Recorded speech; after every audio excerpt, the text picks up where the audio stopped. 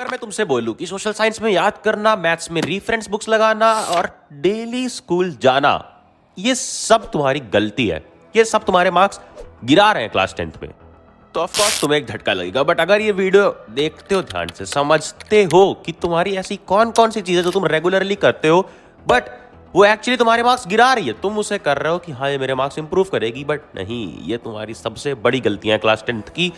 ये वीडियो सिर्फ और सिर्फ तुम्हारे लिए, तुम्हारे 500 से भी ज्यादा कमेंट्स पढ़ने के बाद ये वीडियो बनाई गई है।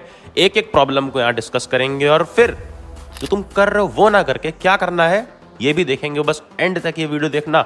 और हाँ, कमेंट्स में अगर तुम्हारी और कोई प्रॉब्लम है तो वो भी लिख देना, और छोटा सा लाइक्स टारगेट 5000 लाइक्स का पूरा कर देना। सबसे पहली गलती कि तुम स्कूल रेगुलरली जा रहे हो, किस टाइम पे? एंड के टाइम पे, कि टीचर भी रिवीजन के टाइम पे कुछ नहीं कराते हैं, बिल्कुल टाइम पास होता है वहां पे। अब वो हम कैसे एस्केप करें, स्कूल कैसे ना जाएं, क्योंकि 75% अटेंडेंस का एक बोझ हमारे कंधे पे है। तो देखो, अगर तुम प्योरली प्राइवेट स्कूल से हो तो वो तुम्हारी 70% तक भी अटेंडेंस रहेगी, 65% तक भी अटेंडेंस रहेगी, तो वो खुद वो गैप फिल कर देते हैं। हाँ, कुछ कुछ स्कूल्स में काफ़ी ज़्यादा रिस्ट्रिक्शंस होती हैं, जैसे जो केवी हो गया या कोई और स्कूल हो गया जो गवर्नमेंट रूल्ड है, वहाँ पर थोड़ी प्रॉब्लम आती है। बट अगर तुम प्राइवेट स्कूल से हो तो वो कर देते हैं। और हाँ, खुद तुम्हें मालूम होना चाहिए कि शुरू से मेरी अटेंडेंस कितनी रही है। तुम खुद देखोगे कि अपने सीनियर्स में कुछ कुछ बच्चे थे तो पूरे साल स्कूल नहीं आए, फिर भी उन्हें बोर्ड एग्जाम देने मिलता है। ऐसा कुछ भी नहीं है यार कि तुम्हें एडमिट कार्ड तुम्हारा नहीं मिलेगा। तो प्लीज एंड के जो डेज हैं उसको खुद के लिए यूज करो, खुद घर में रह के प्रिपेयर कर सकते हो, पूरा टाइम डिवोट कर सकते हो अपना। और ये सब लोग करते हैं। ये सीबीएसई टॉपर का एक हमने इंटरव्यू लिया था, जाकर देख भी सकते हो। वहां पर भी इस बंदे ने ये बात बताई कि एंड के टाइम पे ये भी स्कूल नहीं गया था। नेक्स्ट, केमिस्ट्री के बेसिक्स क्लियर ना करना, ये है तुम्हारी मिस्टेक सच में।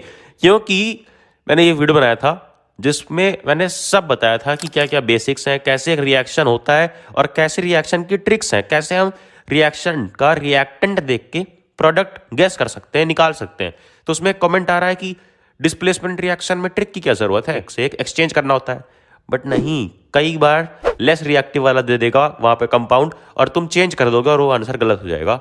और डिस्प्लेसमेंट रिएक्शन होती है ये एनसीईआरटी की तुम्हारी टेबल पे, इस टेबल के बेस पे होता है डिस्प्लेसमेंट रिएक्शन। ये सब ये वाली वीडियो में यार, एक वीडियो मैंने केमिस्ट्री क्लियर कर रखी है, जाना इसे देखना, कमेंट्स में लिंक मिल जाएगी। हम मालूम है तेरे बाप को मत सिखा, चल।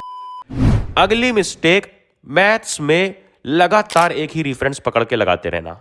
एक होते हैं बच्चे जो आरडी पकड़ लेते हैं तो कुछ आरएस अग्रवाल पकड़ लेते हैं।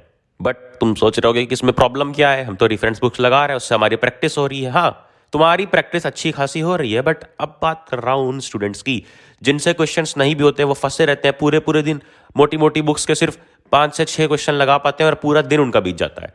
तो वहां पर ये गलती ना करके अपने हिसाब से अपने ईयर की लेटेस्ट क्वेश्चन बैंक उठा लो और चैप्टर वाइज उसमें क्वेश्चंस दिए होते हैं उस ईयर के बेस पे, वैसे ही क्वेश्चंस तुम लगा लोगे, तुम्हारा काम हो जाएगा। और मैथ्स में एक गलती ये होती है सबसे कि वो बनाते नहीं है मसाला मटेरियल, जिसकी वजह से जब वो चैप्टर 7, 8 पे पहुंचते हैं तो वो सेकंड और थर्ड चैप्टर के क्वेश्चंस पहले तो लगाए होते हैं, बट उस टाइम पे यार हम बिल्कुल भूल जाते हैं कि ये क्वेश्चंस होंगे कैसे। हमें फर्स्ट स्टेप तक नहीं याद आता है क्वेश्चन देख के। उसके लिए बनाओ मसाला मटेरियल। एक नोटबुक उठा लो, जैसे एक चैप्टर कंप्लीट हो उसके सारे फॉर्मूले लिख लो, जैसे सरफेस एरिया वॉल्यूम का फॉर्मूला है। उसके बाद उसके वो क्वेश्चन जो क्वेश्चन में तुम हर बार अटक रहे थे, जो क्वेश्चन में तुम गलती कर रहे थे, क्वेश्चन लिखो, वो गलती लिखो कि तुमसे क्या हो रही थी, जैसे यहाँ पे लिखा है, और सॉल्यूशन लिखो। ये तुम्हें करना है एनसीईआरटी और एनसीईआरटी एग्जाम्पलर के क्वेश्चंस के साथ, अगर तुम मैथ स्टैंडर्ड के हो। और अगर मैथ्स बेसिक ले रखी है तो सिर्फ एनसीईआरटी के क्वेश्चंस और एग्जाम्पल्स के साथ ये बना लेना है, ये मसाला मटेरियल बना लेना है, जो तुम एंड में रिवाइज करके चले जाओगे और वो कॉन्फिडेंस देगा तुम्हें, काफी तगड़ा कॉन्फिडेंस देगा तुम्हें। और कैसे बाकी सब्जेक्ट्स में ये चीज बनानी है कि बाकी सब्जेक्ट्स में भी एग्जाम के टाइम पे तुम वो गलती ना करो, वो सिली मिस्टेक ना करो, ये मैंने इस वीडियो में बता रखा है काफी अच्छे से। अब अगली गलती हम सबसे हो जाती है क्योंकि हम कंफ्यूज रहते हैं कि सैंपल पेपर्स लें या प्रीवियस ईयर पेपर्स लगाएं। क्योंकि सैंपल पेपर्स लगा लेंगे तो हाँ, लेटेस्ट पैटर्न के क्वेश्चन समझ जाएंगे, लेटेस्ट पैटर्न समझ जाएंगे इस साल का। बट कोई भी पिछली 10 साल पुरानी भी स्ट्रेटजी वीडियो उठा लोगे, सीबीएसई टॉपर के इंटरव्यूज उठा लोगे, तो सबने बोल रखा होता है कि प्रीवियस ईयर पेपर्स एटलीस्ट 5 साल के पिछले लगाना मस्ट है, क्योंकि काफी क्वेश्चन उठ के वहीं से आते हैं, बस लैंग्वेज और टर्म्स थोड़े से चेंज होते हैं। अब उसके लिए लेकिन इस साल अगर हम उठाएंगे प्रीवियस ईयर पेपर्स, तो जो इस साल के सिलेबस में डिलीटेड है कुछ पार्ट, जैसे हेरिडिटी इवोल्यूशन में इवोल्यूशन डिलीटेड है, लेकिन वो 2 साल पहले तो डिलीटेड नहीं था, तो उसके क्वेश्चन हम नहीं कर पाएंगे। बट इसका सॉल्यूशन है मेरे पास। शिवदास की यार प्रीवियस 7 ईयर्स पेपर्स की बुक्स में इन्होंने जितने अभी डिलीटेड पार्ट था वो हटा दिया है, और ये बिल्कुल ऑनेस्ट रिकमेंडेशन है, क्योंकि इनकी इसी बुक में तुम्हें मिल जाता है सैंपल पेपर्स भी, वो भी सॉल्व सैंपल पेपर्स। तो सैंपल पेपर्स भी प्रैक्टिस कर लोगे और प्रीवियस ईयर पेपर जो लगाना मस्ट होता है वो भी कर लोगे। और अगर तुम्हें लेनी है तो अमेजन से लेना, लिंक एक डिस्क्रिप्शन में दी है, जहां तुम्हें मिल रहा है इस टाइम 25% से भी ज्यादा का ऑफ। इतना सुकून। सोशल साइंस में याद करते हो तुम, रटते रहते हो और फिर भी यही कंप्लेन रहती है कि सोशल साइंस में बहुत रटना पड़ता है। तो सुनो, मेमोनिक्स की मदद लो। जैसे मैंने सोशल साइंस के लेक्चर्स में, हाँ वो एनिमेटेड लेक्चर्स में बताया था ना कि कैसे याद नहीं करना है, मेमोनिक्स बनाने हैं। जैसे मान लो कोई क्वेश्चन है, इसके 5 पॉइंट्स हैं, हर एक पॉइंट में, हर एक लाइन में एक कीवर्ड होता है। वो कीवर्ड का पहला लेटर उठाओ और ऐसे सारे 5 पॉइंट्स उठा लो और एक वर्ड बना दो उसका जो तुम्हें याद रहे। जैसे ये वाला एक क्वेश्चन था कि फ्रेंच रिवॉल्यूशनरीज कैसे लाते हैं नेशनलिज्म की फीलिंग। उसके लिए मैंने वर्ड बनाया था फैक्टिल, एफ से फ्लैग था, एल से लैंग्वेज था, सी से सेंट्रल एडमिनिस्ट्रेटिव सिस्टम था, और ऐसे ही सारे वर्ड्स। बस तुम एक बार फैक्टिल पढ़ लोगे ना, एक बार दिमाग में फैक्टिल याद रहेगा, तो तुम्हें पूरा आंसर रिवाइंड हो जाएगा, पूरा आंसर रिकैप हो जाएगा, और एक्टिव रिकॉलिंग से तुम्हें पूरा का पूरा चीज याद होगी। एंड इसी तरह नेशनलिज्म इन इंडिया में ये था ना कि कैसे कैसे प्रॉब्लम दे रहे थे वर्ल्ड वॉर की वजह से, तो उसके लिए भी निमोनिक था लिप्सी, LIPSI। और ये सारे निमोनिक्स तुम्हें एनिमेटेड लेक्चर्स में मिल जाएंगे। बिल्कुल बिल्कुल खतरनाक लेक्चर यार, 1 शॉट 1 घंटे में हमने सारे के सारे चैप्टर्स उड़ा दिए हैं। प्लेलिस्ट की लिंक मैं दे दूंगा डिस्क्रिप्शन में। अगली प्रॉब्लम है तुम्हारी कि CBSE के सैंपल पेपर्स देख के तुम डर गए हो कि इतने कठिन क्वेश्चंस आएंगे, इतने कठिन क्वेश्चंस तो हम कभी कर ही नहीं पाएंगे जिंदगी में। वेट, CBSE का जो सैंपल पेपर है उससे हर साल, मैं 1 साल की बात नहीं कर रहा हूं, मैं 2000 से बात कर रहा हूं, पिछले 20 साल की बात कर रहा हूं, हर साल बोर्ड एग्जाम का पेपर सैंपल पेपर से इजी रहा है। और ये एक फैक्ट है, तुम चेक कर सकते हो खुद से, मैंने भी चेक करके दिखाया है।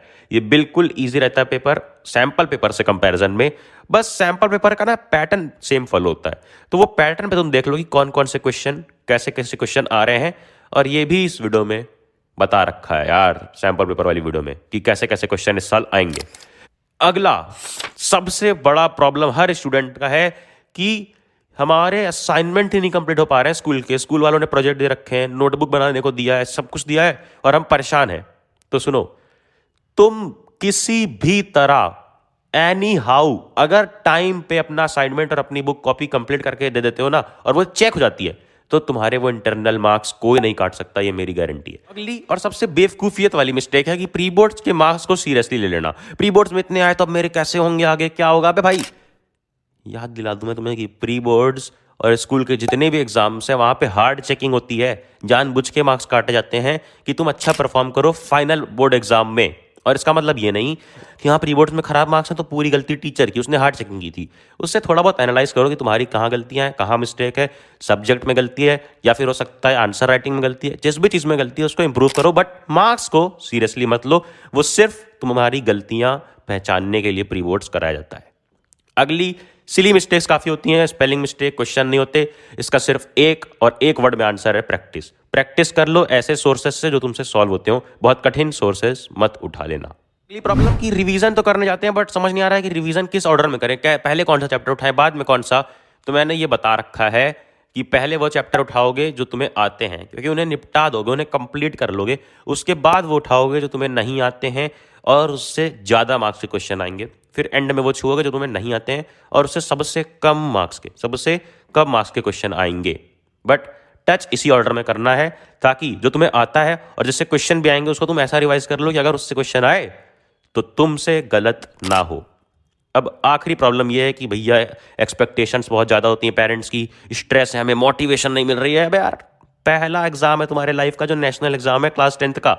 कुछ भी ऐसा खतरनाक तुम या कुछ भी ऐसा बहुत ज़्यादा बड़ा तुम करने नहीं जा रहे हो, जंग पे नहीं जा रहे हो। तुम जा रहे हो सिर्फ एक चीज़ से लड़ने, वो है तुम्हारा खुद का इनर बिलीफ, जो तुम आज तक सोचते आए कि मैं इस लायक नहीं हूँ, मैं ये नहीं हूँ, मैं वो नहीं हूँ। तुम सब कुछ हो मेरे यार, सब कुछ कर सकते हो। बस थोड़े बहुत मीजर्स हैं जो मैंने बताया इस वीडियो में, फॉलो करना और कसम से पेपर जला के आओगे। और जब रिजल्ट आएगा ना, जब रिजल्ट आएगा तो तुम गर्व से कह पाओगे कि हाँ, ये मैंने अपने दम पे लाया है, अपनी मेहनत से लाया है। और फिर करना क्या है? अरे हमारी मेहनत को थोड़ा सपोर्ट कर दो, लोगों में वीडियो शेयर कर दो यार अपनी गैंग में। और क्या, नोटिफिकेशन छेड़ दो, कुछ भी मिस ना हो। एसएसटी के एनिमेटेड लेक्चर्स देख लो, फ्री में है। और फिर जाना, जा पढ़ ले।